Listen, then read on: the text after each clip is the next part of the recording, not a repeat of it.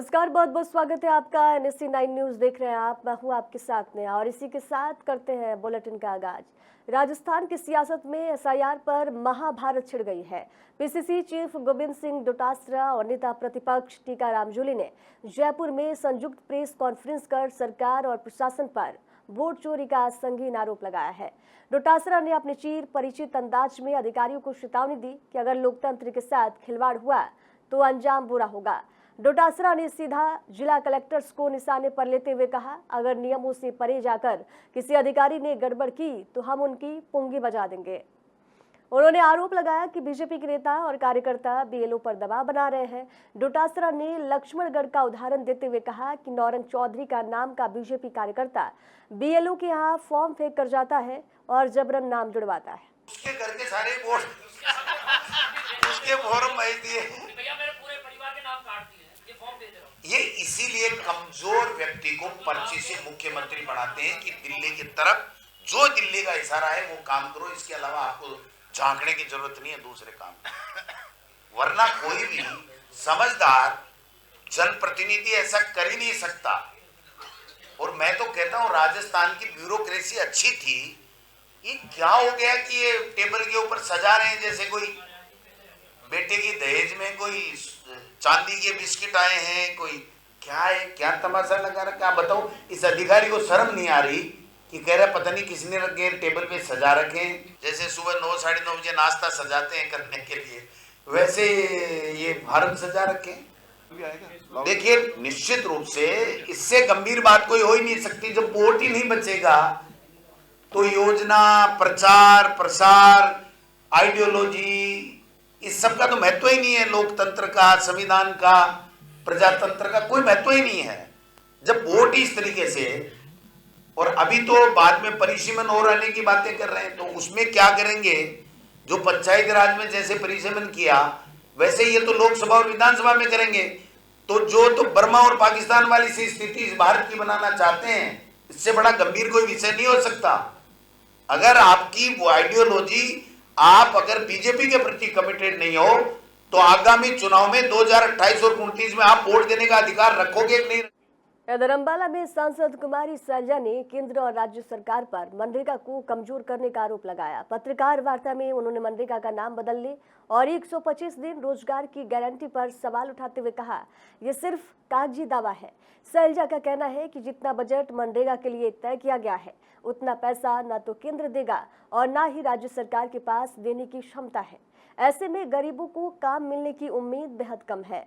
नगर निगम चुनाव को लेकर कुमारी सैलजा ने कहा कि कांग्रेस पूरी तरह तैयार है और तीनों शहरों में पार्टी सिंबल पर मजबूती से चुनाव लड़ेगी। देखिए, कई मुद्दे हैं। सबसे बड़ा मुद्दा आज के दिन मनरेगा को जिस तरह से खत्म किया गया, वो आज देश भर में लोगों में इसके प्रति बहुत ज्यादा रोष है। हम अपने साथियों से पूछ भी रहे थे कि इसके बारे में बताएं जमीन पर। और सच्चाई ये है कि जब से भाजपा आई है, ना तो 100 दिन का इन्होंने काम दिया, ना पेमेंट होती थी, ना कोई अंकुश होता था। इन्होंने मनरेगा को जब से आए हैं कमजोर करने का ही काम किया। और आज नतीजा ये हुआ कि इन्होंने इसको खत्म कर दिया। इसमें केवल नाम बदलने की बात नहीं हुई है। और ये मैं बार बार कहती हूँ और हमारी पार्टी बार बार ये कह रही है कि केवल नाम वाली आपत्ति नहीं है। वो है कि आपने नाम बदला है, लेकिन वो अपने आप में इतनी बड़ी बात नहीं है। सबसे बड़ी बात ये है कि जो आपने महात्मा गांधी का नाम नहीं, उनके विचार को आपने कमजोर किया है। कि जो गांव को उन्होंने गांव में स्वराज लाने की बात की थी, उसको आपने खत्म किया है। उस आत्मा को आप खत्म करने का प्रयास कर रहे हैं। जो लोगों का अधिकार था, गरीब लोगों का अधिकार कि वो अपने आप को रजिस्टर करेंगे, केंद्र सरकार सीधा उनके अधिकार को मानते हुए गारंटी दे रही थी कि हम आपको काम देंगे, नहीं तो उसकी एवज में आपको भत्ता मिलेगा। तो जो गरीब से गरीब है, हर गांव में एक सी स्थिति नहीं होती। हर राज्य में भी एक सी स्थिति नहीं होती, पूरे देश में एक सी स्थिति नहीं, लेकिन जो गरीब है वो गरीब, और गरीब के लिए उसको ये अधिकार दिया गया था। आज क्या प्रारूप बदला? केवल नाम नहीं, आपने वो अधिकार ही छीन लिया। शायद सरकार के 2 साल पूरे होने पर छत्तीसगढ़ में खनिज क्षेत्र की उपलब्धियों का लेखा जोखा सामने आया है। आज सीएमडीसी के अध्यक्ष सौरव सिंह और खनिज सचिव पी दयानंद ने प्रेस वार्ता कर सरकार के कार्यकाल की बड़ी उपलब्धियां गिनाई है। अधिकारियों ने बताया कि योजनाबद्ध खनन नीतियों के चलते राज्य के खनिज राजस्व में ऐतिहासिक बढ़ोतरी दर्ज की गई है। राज्य गठन के समय जहां खनिज राजस्व 429 करोड़ रुपए था, वही 2024-25 में ये बढ़कर 14,592 करोड़ रुपए तक पहुंच गया है। इसके साथ ही छत्तीसगढ़ देश का पहला राज्य बन गया है जिसने लिथियम खदान की नीलामी की है। निश्चित तरीके से हो, दक्ष तरीके से हो, इसके लिए ऑनलाइन सिस्टम है हमारा, तो खनिज ऑनलाइन 2.0 भी हमारा संचालित है। नीलाम किए गए जो खनिज ब्लॉक हैं उनका संचालन, उनका ऑपरेशन जो है वो भी हम लोग उसको सुपरवाइज करते हैं, और साथ साथ जो भी समय परिस्थितियां हैं उसको लेकर के नए इनिशिएटिव, इनोवेशन क्या करना है, विभाग का एक सेल उस पर भी काम करता है और समग्र रूप से विभाग भी उसको देखता है। पिछले 2 वित्तीय वर्ष 2023-24 और 24-25 की जो अगर हम वित्तीय सफलताओं की बात करते हैं तो आप देख सकते हैं कि 2,695 मिलियन टन जो चूना पत्थर के खनिज भंडार हैं वो हमारे बलौदाबाजार, भाटापारा, सारंगढ़, भिलाईगढ़ में इनको आंकलित किया गया है। और ये बहुत बड़ी बात है कि लाइमस्टोन के फील्ड में हम लोग पूरे देश में काफ़ी आगे हैं। इसके साथ साथ 296 मिलियन टन जो हमारा अगर एस्टिमेटेड अमाउंट बोले कितनी राशि हमको रॉयल्टी के रूप में उससे मिलेगी, जो खैरा, गढ़चिरौली, करनाल, गंडई, कांकेर, दंतेवाड़ा, इन जिलों में जिनका भंडार का आकलन किया गया है, जो रिजर्व्स है उनको देखें अगर, तो 1,33,000 करोड़ का 296 मिलियन टन के जो हमारा रिजर्व आकलन किया गया है, उससे राज्य के विकास के हेतु राशि प्राप्त होने की संभावना है। जो संख्या में देखें तो जो 19 प्रकार के खनिजों हेतु विभिन्न प्रकार के जो अन्वेषण एजेंसियां काम करती हैं उनके द्वारा इन 2 वित्तीय अगर कड़ाके की ठंड और शीतलहर को देखते हुए जिला प्रशासन ने स्कूलों को लेकर अहम फैसला लिया है। नोएडा में कक्षा 1 से 8 तक के सभी स्कूलों में 17 जनवरी 2026 तक अवकाश घोषित कर दिया गया है। बच्चों की सेहत को ध्यान में रखते हुए ये फैसला लिया गया है। सरकारी और निजी दोनों तरह के शैक्षणिक संस्थानों पर यह आदेश लागू होगा। जयपुर में सेना दिवस परेड में भैरव बटालियन आकर्षण का केंद्र बनी रही। भैरव बटालियन का नाम सुनकर देश के दुश्मन कांप जाते हैं। भारतीय सेना ने भगवान शिव के रौद्र रूप के प्रतीक भैरव के नाम से एक नई बटालियन तैयार की है, जिसका भैरव बटालियन नाम दिया गया है। भैरव बटालियन चीन और पाकिस्तान से लगी सीमाओं के साथ साथ देश के भीतर किसी भी ऑपरेशन को अंजाम देने में सक्षम है। भैरव बटालियन के प्रतीक पर लिखा है अदृश्य और अदम्य साहस। करीब 250 सैनिकों की इस टीम में शामिल है। बताया जा रहा है कि भैरव बटालियन के जवान खासतौर पर सीमा के संवेदनशील सेक्टरों जैसे कि राजस्थान, जम्मू, लद्दाख और नॉर्थ ईस्ट में तैनात रहेंगे। जयपुर में सेना दिवस परेड में भैरव बटालियन आकर्षण का केंद्र बनी रही। भैरव बटालियन का नाम सुनकर देश के दुश्मन कांप जाते हैं। भारतीय सेना ने भगवान शिव के रौद्र रूप के प्रतीक भैरव के नाम से एक नई बटालियन तैयार की है, जिसका भैरव बटालियन नाम दिया गया है। धौलपुर में मिलावट और एक्सपायरी खाद्य सामग्री बेचने की शिकायतों के बाद स्वास्थ्य विभाग ने सख्त कार्रवाई की है। CMHO धर्म सिंह मीणा के नेतृत्व में धौलपुर हाइपर सिटी रेस्टोरेंट और डेली शॉप पर छापेमारी की गई। जांच के दौरान बड़ी मात्रा में दूषित और एक्सपायरी खाद्य सामग्री मिलने पर उसे जब्त कर लिया गया। कार्रवाई के दौरान फ्रूट्स इंस्पेक्टर पदम सिंह को भी मौके पर बुलाया गया। निरीक्षण में खुले में रखी सब्जियां और मसाले एक्सपायरी पाए गए। CMHO ने साफ कहा कि जन स्वास्थ्य से कोई समझौता नहीं किया जाएगा। आज सर आए हैं यहाँ पर, उन्होंने निरीक्षण किया। जितनी भी इनको एक्सपायरी सामान मिला हुआ है वो मेरे गोडाउन में रखा हुआ था, मेरे रैक्सों के अंदर नहीं लगा था। हम उस माल को बेच नहीं रहे थे, केवल और केवल गोडाउन के अंदर रखा हुआ है। वो इसलिए रखा हुआ है जितना भी एक्सपायरी होता है कंपनी में वापस जाता है। वो सारा माल जो निकाला, इधर दिखाइए, सारा माल जो निकाला हुआ है सारा गोडाउन से निकाला हुआ है वो एक्सपायरी। रेस्टोरेंट में भी तो नहीं सकते ना, रेस्टोरेंट में दूसरी चीजें मिली हैं जी, उसके बारे में क्या कहेंगे? कौन सी रेस्टोरेंट में? रेस्टोरेंट में क्या मिला हुआ है? कई चीज़ें खराब एक्सपायरी मिली है उनको। अभी रेस्टोरेंट में भी चेक कर लेते, रेस्टोरेंट की जानकारी नहीं है। मैं अभी यहाँ की बात कर रहा हूँ सर आपसे, उसकी जानकारी नहीं है मुझे अभी, पर मैं यहाँ से कह रहा हूँ अगर मैं गलत हूँ तो आप सर से पूछ सकते हो ये सामान कहाँ से निकाला हुआ है। अब और क्या कार्रवाई की आज? आज मैं पूरी टीम के साथ में एफएसओ और एडिशनल सीएमएचओ और पूरा मेरी टीम है। मैं आज मार्केट में निकला हूँ कि यहाँ काफ़ी दिन से मुझे शिकायत मिल रही थी कि यहाँ पर एक्सपायरी माल और अशुद्ध जो खाद्य सामग्री है वो परोसी जा रही है पब्लिक के लिए। तो इसी के उसमें उपलक्ष्य में आज मैं हाइपर सिटी में, और ये चौपाटी है यहाँ पर आया, तो मैंने चौपाटी में देखा है कि एक्सपायरी का यहाँ मसाला रखा हुआ है, काफ़ी 2-3 दिन की यहाँ पर जो ग्रेवी है और सब्जी है वो वहाँ उन्हें डीप फ्रिज में रखी हुई है। यहाँ पर मैंने देखा है, अभी इस मॉल में देखा हाइपर सिटी में, तो यहाँ बहुत सारा इतना सामान इसमें एक्सपायरी है जिसकी हद नहीं है कि मैं अभी इसकी काउंटिंग करूँगा। तो इसी तरीके से मैं आज शाम तक पूरी कार्रवाई करूँगा और जो भी इस तरीके की मेरे को ये सामग्री मिलेगी सबको नष्ट करवाऊँगा और इनके खिलाफ कार्रवाई करूँगा। जो भी कार्रवाई नियम है, एक्ट में है, वो सख्त से कार्रवाई, और आगे से भी फ्यूचर में हिदायत के तौर पर इनको मैं चेतावनी देता हूँ सभी को, और आम पब्लिक से भी मैं ये निवेदन करता हूं कि जहां पर भी किसी तरीके की इस तरीके की कोई अशुद्ध सामग्री मिले, कोई परोसी जाए, वो हमें बताएं, हम कार्रवाई करेंगे और आगे भी ये अभियान हमारा। यूपी की मुरादाबाद से खबर है जहां एक वीडियो को लेकर जमकर हंगामा मचा हुआ है। ये वीडियो एक कोचिंग सेंटर के बाहर का बताया जा रहा है। वीडियो में आरोप लगाया जा रहा है कि कुछ छात्राओं ने एक हिंदू छात्रा को जबरन बुर्का पहनाने की कोशिश की। वीडियो सोशल मीडिया पर वायरल होते ही स्थानीय लोगों में नाराजगी देखी गई। मामले की जानकारी मिलते ही प्रशासन हरकत में आया और एसडीएम बेलारी ने पूरे मामले की जांच के आदेश दिए हैं। प्रशासन का कहना है कि जांच पूरी होने के बाद ही स्थिति पूरी तरह साफ हो पाएगी। कल साहूकुंज कॉलोनी के कुछ निवासी तहसील कार्यालय पर मेरे आए थे और उनके द्वारा यह शिकायत की गई कि साहूकुंज कॉलोनी में एक कोचिंग संचालित है। कोचिंग में पढ़ रहे विद्यार्थियों के आचरण के संबंध में उन्होंने शिकायतें की। इससे कॉलोनी के निवासियों को जो असुविधा हो रही उस संबंध में उन्होंने शिकायत की।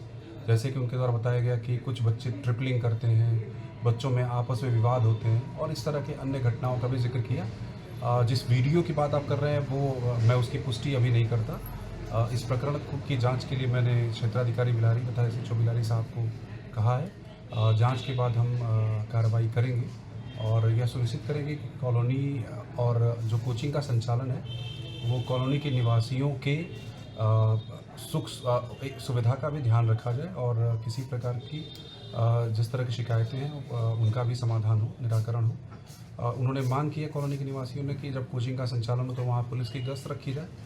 मैंने एसएचओ साहब को ये कहा है कि इसके संबंध में भी कार्रवाई करेंगे। तो सर जो वीडियो बताई जा रही है जिसको आप भी कह रहे हैं कि जांच के लिए कही गई है, तो क्या इस वीडियो के संबंध में कॉलोनी वालों, कॉलोनी के लोगों ने जो बातें सामने आ रही है कि लगातार इस तरीके की बातें होती हैं, 20 दिसंबर की वीडियो दिखाई गई, तो क्या इसके संबंध में भी कुछ एक्स्ट्रा जांच? जो कॉलोनी के निवासियों ने जो मुझे ज्ञापन दिया उसमें किसी वीडियो का जिक्र नहीं किया और मेरे पास वो वीडियो है भी नहीं जिसकी आप बात कर रहे हैं, तो इस संबंध में मैं कुछ आपको नहीं बता पाऊँगा। क्षेत्राधिकारी बिलारी को इसके संबंध में मैंने कहा है कि एक बार जांच करें डिटेल से और जो भी जांच में निकल के आएगा उसके अनुसार कार्रवाई की जाएगी। धौलपुर से दिल दहला देने वाली खबर सामने आई है जहां पत्नी की हत्या के मामले में पुलिस ने बड़ा खुलासा किया है। निहालगंज थाना क्षेत्र में हुई महिला की मौत के पीछे कोई और नहीं बल्कि उसका पति ही हत्यारा निकला है। पुलिस जांच में सामने आया है कि अवैध संबंधों के शक में आरोपी पति ने अपनी पत्नी के साथ लगातार 3 दिनों तक बेरहमी से मारपीट की, जिससे गंभीर अंदरूनी चोटों के कारण महिला की मौत हो गई। पुलिस ने आरोपी पति को गिरफ्तार कर लिया है और उससे पूछताछ जारी है। ये कार्रवाई भरतपुर रेंज की आईजी कैलाश चंद्र बिश्नोई और धौलपुर एसपी विकास सागवान के निर्देशन में की गई। दिनांक 6 जनवरी को बहादुर सिंह नाम के एक व्यक्ति ने थाना निहालगंज पे एक रिपोर्ट पेश की थी जिसमें उनकी जो पुत्री है उसकी जो है मृत्यु हुई थी और उसने बताया था कि 3 लोगों ने उसकी जो मृत्यु है मारपीट करके जो कार्य की है, जिसमें उस की जो पुत्री थी उसका कोई पूर्व प्रेमी और जो उसका पूर्व में फियांसी भी रहा है ने मृत्यु करना जो है उसने बताया था, जिस पर एफआईआर दर्ज की गई थी। मामले की संगीनता को देखते हुए और एक जो है विशेष टीम गठित की गई थी इसमें निहालगंज थाने से और जिसमें हरेंद्र एसआई की मुख्य भूमिका रही और उनके द्वारा बहुत गहनता से इसमें जो है अनुसंधान किया गया था। मेडिकल बोर्ड से इसका जो महिला की जो डेड बॉडी है उसका पोस्टमार्टम करवाया गया था।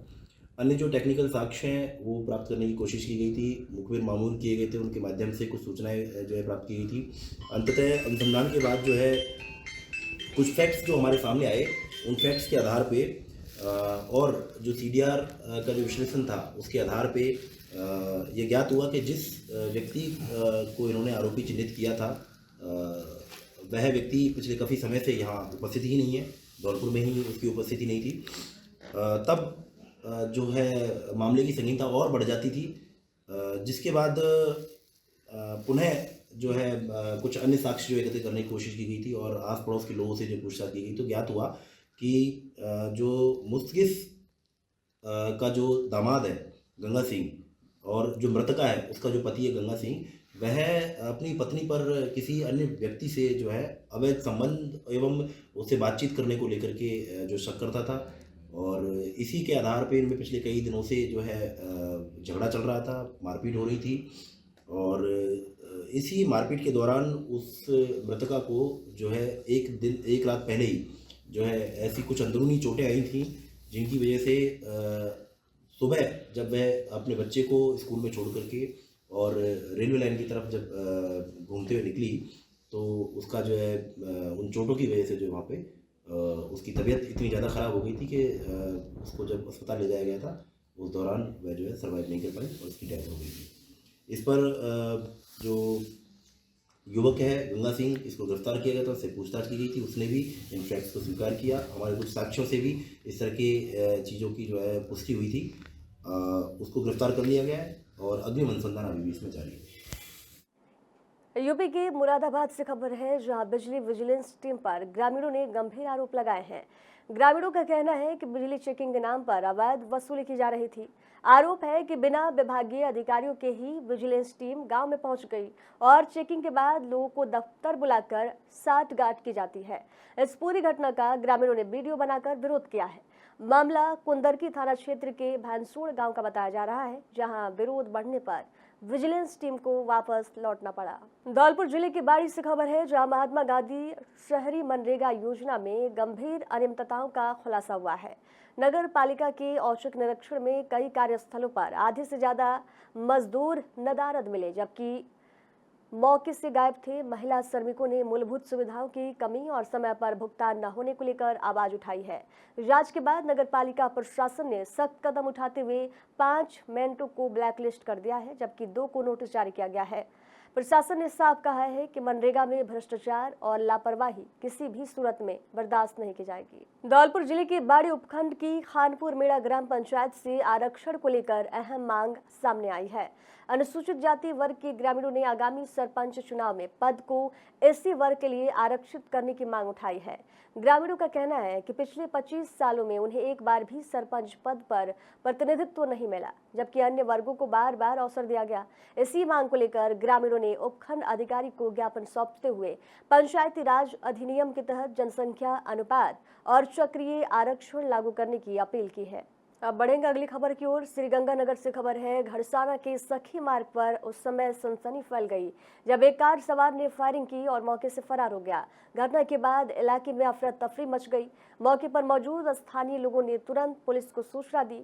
सूचना मिलते ही पुलिस मौके पर पहुंची, जहां लोगों की भीड़ जमा हो गई और घटनास्थल से कारतूस का खोल भी बरामद कर लिया गया। फिलहाल पुलिस अज्ञात आरोपियों की तलाश में जुटी हुई है। ये पूरा मामला नई मंडी घड़साना थाना क्षेत्र का बताया जा रहा है। खबरों के सफर में दीजिए जाने की इजाजत। देखते रहिए NSC 9 न्यूज। नमस्कार।